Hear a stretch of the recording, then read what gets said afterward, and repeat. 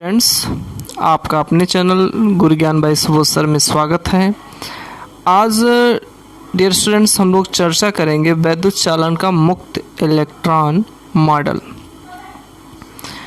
इसको समझने से पहले थोड़ा सा हम लोग ये समझ लेते हैं कि परमाणु के नाभिक में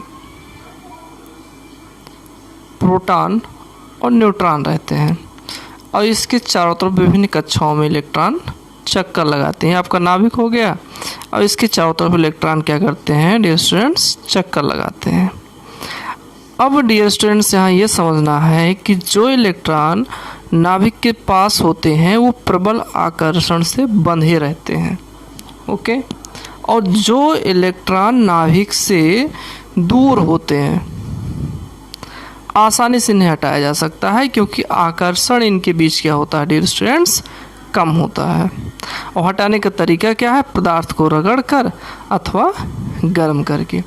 तो स्टूडेंट्स हम लोग अभी ये समझे मुक्त इलेक्ट्रॉन मॉडल में कि नाभिक के चारों तरफ इलेक्ट्रॉन रहते हैं, जो पास रहते हैं वो प्रबल आकर्षण के से बंधे रहते हैं, और जो दूर रहते हैं उन्हें हम रगड़ कर या गर्म करके हटा सकते हैं। अब डियर स्टूडेंट्स जब ये इलेक्ट्रॉन हट जाएंगे आपके, तो ये आपका इलेक्ट्रॉन बाहर निकल गया और ये पूरा का पूरा परमाणु जो होता है हमारा पॉजिटिव हो जाएगा, धन आयन जैसा हो जाएगा, ओके। तो इलेक्ट्रॉन परमाणुओं से अलग होकर पूरे पदार्थ में अनियमित गति करते रहते हैं। ये देखिए डियर स्टूडेंट्स, यहाँ हम दिखाने का प्रयास किए हैं कि हमारा परमाणु है, अब ये सारे पॉजिटिव हो जाएंगे, धनायन हो जाएंगे, और इलेक्ट्रॉन क्या करेगा, इसके अंदर ही, पदार्थ के अंदर ही अनियमित रूप से चारों तरफ गति करेगा। पूरी बातों को पिक्चराइज करके समझाने का प्रयास किए हैं डियर स्टूडेंट्स, ध्यान समझिएगा, सब समझ में आएगा। अभी हम लोग चर्चा किए कि नाभिक के पास इलेक्ट्रॉन तो प्रबल आकर्षण से बंधा रहेगा और दूर वाला स्वयं भी बाहर निकल जाता है, और नहीं तो हम रगड़ देंगे या गर्म कर देंगे फिर भी आसानी से बाहर चला जाएगा। बाहर चला जाएगा तो इस तरीके से रेंडमली आपका जिगजैग मोशन करता रहेगा और ये हमारा परमाणु क्या हो जाएगा, धनायन हो जाएगा, ओके। अब देखिए डियर स्टूडेंट्स, मुक्त इलेक्ट्रॉन या चालक इलेक्ट्रॉन इन्हें कहते हैं। ये चालक इलेक्ट्रॉन कहलाते हैं या फिर इलेक्ट्रॉन्स कहलाते हैं। मुक्त इलेक्ट्रॉन ही आवेश को पदार्थ में एक स्थान से दूसरे स्थान तक ले जाते हैं। डियर स्टूडेंट्स, यही इलेक्ट्रॉन चार्ज को यहाँ से यहाँ तक ले जाते हैं। चार्ज को ले जाने का काम यही मुक्त इलेक्ट्रॉन ही करते हैं, ओके। और यहाँ पर देखिए मीटर क्यूब, प्रति मीटर क्यूब में इनकी संख्या नियर अबाउट 10⁻29 होती है। और ठोस पदार्थ की जो विद्युत चालकता होती है डियर स्टूडेंट्स, इन्हीं की संख्या पर डिपेंड करती है। इनकी संख्या जितना अधिक, चालकता उतनी अधिक होती है। सबसे अधिक चालकता चांदी की होती है, फिर तांबा है, फिर सोना है, फिर आपका एल्युमिनियम है, ओके। डियर स्टूडेंट्स हम लोग यहाँ भी समझ लेते हैं, यदि मुक्त इलेक्ट्रॉन नहीं होगा किसी पदार्थ में तो वह पूर्णतः क्या होगा, अचालक होगा, ओके। अभी हम लोग यहाँ पर देख रहे हैं कि पदार्थ में धारा का प्रवाह करने के लिए, आवेश का प्रवाह करने के लिए इलेक्ट्रॉन रिस्पॉन्सिबल होते हैं। ऐसे ही हमारा फ्लो जो होता है, करंट का फ्लो द्रव और गैसों में भी होता है, और वहाँ पर जबकि द्रव व गैसों में धन तथा ऋण दोनों प्रकार के आवेश वाहकों के चलने से धारा बहती है। अर्थात धातुओं में सिर्फ इलेक्ट्रॉन है, लेकिन हमारा गैस और द्रव में दोनों हैं, पॉजिटिव और निगेटिव आयन दोनों हैं। तो डियर स्टूडेंट्स यहाँ बात समझ में आ गई कि मुख्यतः चार्ज को एक स्थान से दूसरे स्थान पर या धारा को प्रवाहित करने के लिए जो मुख्य कारक है हमारा वो फ्री इलेक्ट्रॉन है, जो कि किसी परमाणु के आउटर सेल से बाहर निकलता है। और उसको बाहर निकालने का तरीका क्या है, या तो हम उसको किसी मटेरियल से दूसरे मटेरियल से रगड़ देंगे या जो है हम गर्म कर देंगे। यहाँ पे चांदी हम लोगों का ज़्यादा इसकी चालकता है, इसके बाद तांबा हो गया, उसके बाद सोना हो गया, फिर एल्युमिनियम हो गया। अब डियर स्टूडेंट्स हम लोग समझते हैं नेक्स्ट बिंदु क्या है हम लोगों का, मुक्त इलेक्ट्रॉन का माध्य मुक्त पथ, मीन फ्री पाथ, माध्य मुक्त पथ, श्रांति काल, रिलैक्सेशन टाइम तथा अनुगमन वेग, ड्रिफ्ट वेलोसिटी। चलिए डियर स्टूडेंट्स को समझते हैं। ये यहाँ पर एक आपका धातु है और इसके अंदर इलेक्ट्रॉन जो है, फ्री इलेक्ट्रॉन चारों तरफ है और ये हमारा धनायन है।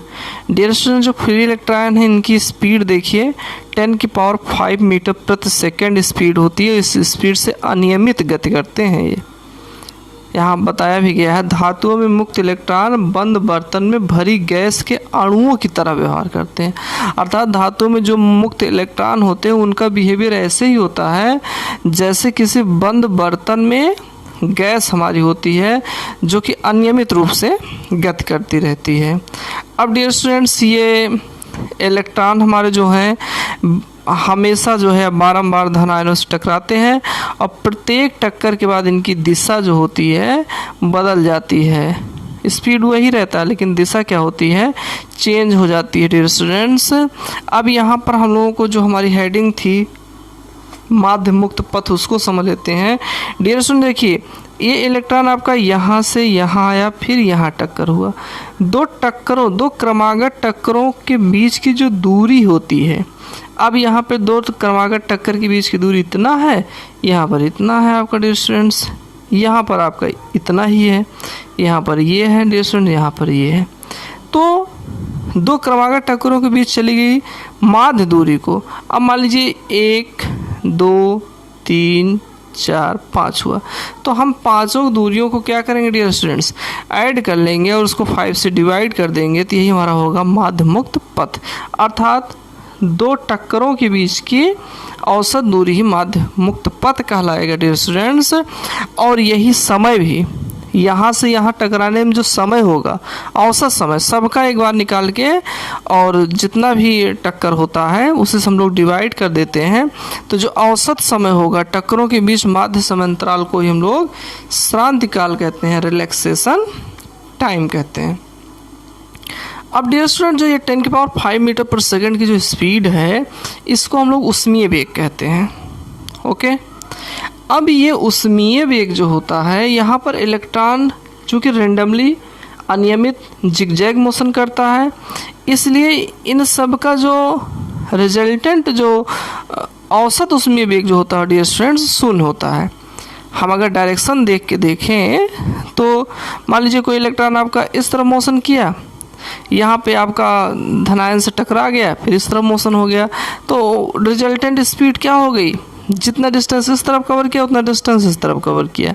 तो इसलिए जो औसत उष्मीय वेग होता है अर्थात सबका उष्मीय वेग का प्लस और जितने भी इलेक्ट्रॉन हैं मुक्त इलेक्ट्रॉन हैं उनसे डिवाइड कर देंगे तो औसत उष्मीय वेग डियर स्टूडेंट क्या होता है, 0 होता है। और धातुओं में मुक्त इलेक्ट्रॉनों की जो यह अनियमित वेग होता है, इस वेग कारण जो उनकी गति होती है, अनियमित गति जो होती है उसका धारा प्रवाह में कोई योगदान नहीं है। अर्थात ये फ्री इलेक्ट्रॉन चाहे जितना आपका मोशन करे यहाँ पर, इनका कोई इलेक्ट्रॉन नहीं है धारा प्रवाह में, क्योंकि ये यहाँ से चार्ज को यहाँ तक नहीं पहुँचा सकते हैं, कहीं न कहीं ये धन आयन से टकरा जाएंगे और चार्ज का ट्रांसफ़र यहाँ से यहाँ नहीं हो पाएगा। चार्ज का ट्रांसफ़र उसी समय होता है डियर स्टूडेंट्स जब हम इस पूरे धातु के तार को किसी बैटरी से कनेक्ट कर देते हैं। जैसे ही डियर स्टूडेंट बैटरी से कनेक्ट करते हैं तो यहाँ पर दोनों सिरों के बीच विभवांतर स्थापित हो जाता है और विभवांतर ये फ्री इलेक्ट्रॉन को एक्सेलरेट नहीं करता है बल्कि वो उच्च विभव की तरफ उन्हें मूव करने के लिए थोड़ा सा सपोर्ट करता है। देखिए बैटरी का विभवांतर इलेक्ट्रॉन को त्वरित गति प्रदान नहीं करता बल्कि वह इन्हें तार की लंबाई की दिशा में उच्च विभव वाले सिरे की ओर एक सूक्ष्म नियत वेग ये 10⁻⁴ ही दे पाता है। अर्थात ये जो फ्री इलेक्ट्रॉन है ये उच्च विभव की तरफ एक सूक्ष्म नियत वेग से क्या होते हैं, बढ़ते हैं। हमारी बैटरी है, पॉजिटिव है, नेगेटिव है, ये सारे इलेक्ट्रॉन क्या होंगे, इसी पॉजिटिव प्लेट की तरफ स्लोली मूव करेंगे, जो कि इलेक्ट्रॉनों के उसमें वेग के ऊपर आरोपित। और यही वेग जो हमारा 10⁵ मीटर पर सेकेंड था, इसी वेग के साथ ये वेग भी इन्वॉल्व हो जाता है और सारे इलेक्ट्रॉन एक कॉन्स्टेंटली हमारा पॉजिटिव प्लेट की तरफ सारे इलेक्ट्रॉन मूव करने लगते हैं, गति करने लगते हैं।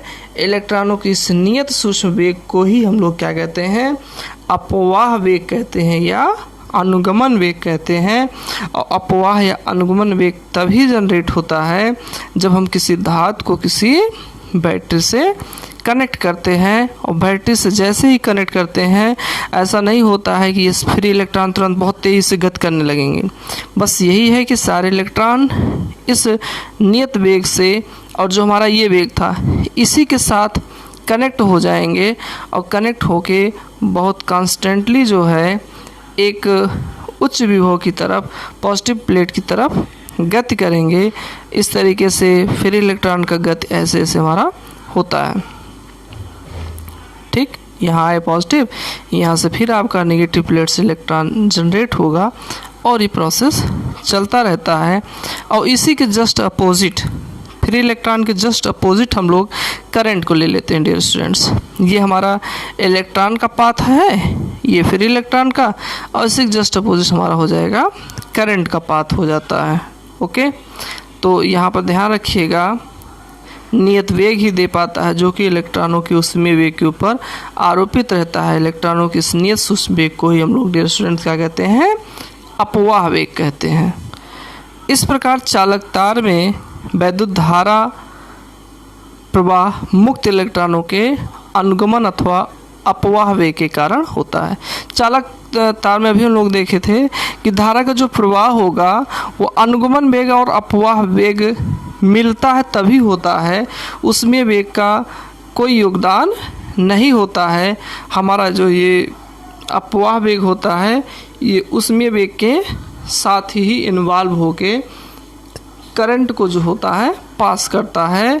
उच्च विभव की तरफ इलेक्ट्रॉन सारे चलते हैं और इलेक्ट्रॉनों के चलने के अपोजिट डायरेक्शन में हम लोग करंट को लेते हैं। धातुओं में विद्युत धारा की दिशा वास्तविक आवेश वाहकों अर्थात मुक्त इलेक्ट्रॉन के प्रवाह की दिशा के विपरीत होती है। ओके डियर स्टूडेंट्स, हमें आशा ही नहीं पूर्ण विश्वास है कि आप लोगों को बातें सब समझ में आ गई होंगी। वीडियो को आप कई बार रिपीट करके देखते रहिए। वीडियो को हमारे आप अधिक से अधिक शेयर कीजिए और सब्सक्राइब करना बिल्कुल मत भूलिए। Thanks for watching my video.